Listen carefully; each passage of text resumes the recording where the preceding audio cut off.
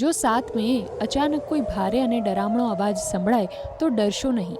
આ કોઈ ઇમરજન્સીની સ્થિતિ નથી, પરંતુ એક મોક ડ્રિલ એટલે કે યુદ્ધ જેવી સ્થિતિની તૈયારીનો અભ્યાસ છે. આ દરમિયાન યુદ્ધવાળું સાયરન વાગશે, જેથી લોકોને જણાવી શકાય કે યુદ્ધ કે હવાઈ હુમલા જેવી સ્થિતિમાં શું કરવાનું હોય છે. 1971ના જંગ બાદ પ્રથમવાર ભારત સરકારે આવી મોક ડ્રિલ કરવાનો આદેશ આપ્યો છે.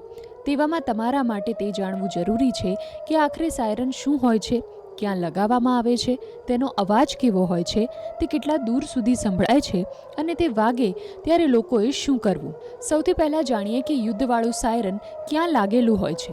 આ સાયરન સામાન્ય રીતે વહીવટી ઇમારતો, પોલીસ મુખ્યાલય, ફાયર સ્ટેશન, લશ્કરી થાણા અને શહેરના ભીડભાડવાળા વિસ્તારોમાં ઊંચાઈએ સ્થાપિત કરવામાં આવે છે.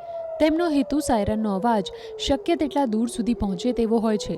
ખાસ કરીને આ મોટા શહેરોમાં સંવેદનશીલ વિસ્તારોમાં સ્થાપિત કરી શકાય છે અને તે દેશના દરેક શહેરમાં સ્થાપિત કરી શકાય છે. યુદ્ધનું સાયરન કેવું હોય છે?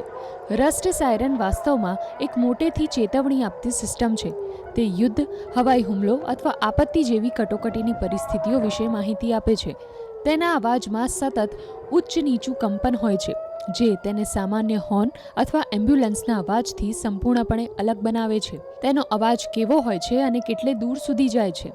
યુદ્ધના સાયરનનો અવાજ ખૂબ જ જોરથી સંભળાય છે. સામાન્ય રીતે 2 થી 5 કિલોમીટરની રેન્જ સુધી સાંભળી શકાય છે.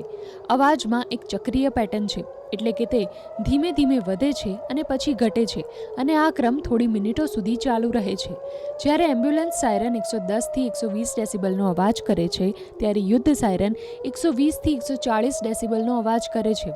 ભારતમાં યુદ્ધ સાયરન સૌ પ્રથમ ક્યારે વાગ્યું?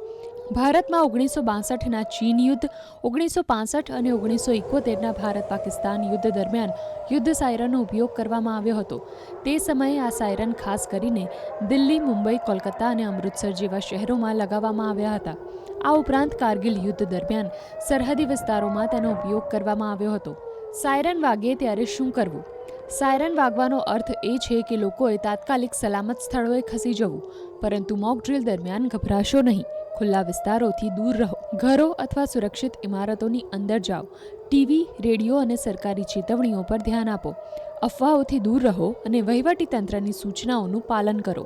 કેટલા સમયમાં જગ્યા ખાલી કરવાની હોય છે? વાસ્તવિક યુદ્ધ જેવી પરિસ્થિતિમાં પહેલા સાયરન વાગ્યા પછી 5 થી 10 મિનિટની અંદર સલામત સ્થળે પહોંચવું પડે છે. આ જ કારણ છે કે લોકોને ઝડપથી અને શાંતિથી બહાર નીકળવાનું શીખવવા માટે મોક ડ્રિલનો ઉપયોગ કરવામાં આવે છે.